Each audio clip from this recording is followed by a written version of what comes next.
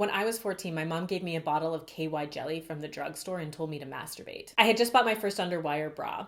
It was blue with a little bow in the middle from La Senza. And I think it scared the shit out of my mom. She was like, "Why did you get that?" So she sat me down and she said, "Kendra, before you share your body with someone else, it's really important that you know your body first, so that in the very, very distant future, when you do choose to share your body with somebody else, you will be able to tell them what you like." In retrospect, that was a badass mom move. So thank you, Mom, for being willing to do that. However, at the time I was 14 years old and I could not think of a conversation that I wanted to have less with my mother. I was like, oh my God, please make it stop. And the weird thing was that I actually wanted to have a sex talk, but I wanted somebody to teach me like skills-based knowledge on how to do things so that I would be good in bed, how to give a blowjob or how to do reverse cowgirl without breaking his penis, because I was terrified that I would start having sex or kissing my classmates and then I would be bad at it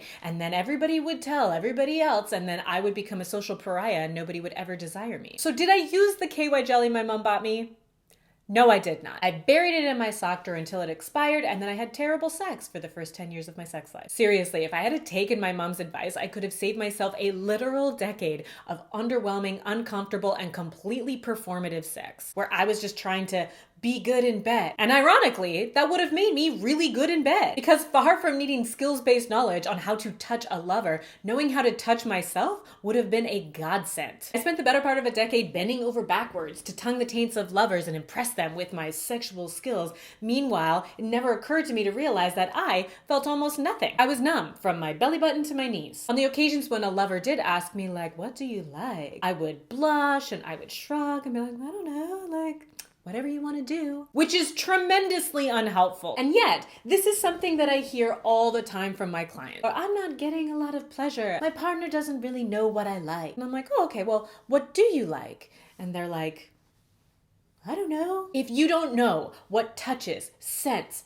acts, and fantasies bring you pleasure in bed, you are going to have mediocre sex at best. Your sex life and your pleasure are your responsibility. Yes, there are some people who tend to be more skilled lovers than others, and yet, if you know what you want, that is hands down going to be the best sex of your life. It's not your partner's fault if you are not enjoying sex. It is also not your fault. Education on female pleasure is tragically absent from most societies, and certainly from any formal education system. But if you want to have epic sex, it's your responsibility to learn your body, know your pleasure, and communicate that to the people that you're sleeping with. And bonus marks for demonstration. The first time I masturbated in front of a partner, I taught him how to make me squirt. And then after that, he was like a Kendra's yoni connoisseur. It was so good. But before I orgasmed with a partner, I orgasmed with myself. Before I squirted with a partner, I squirted by myself. Before I felt any pleasure during sex, I felt it by myself. So the best sex advice that I can give you is straight from my mother, and that is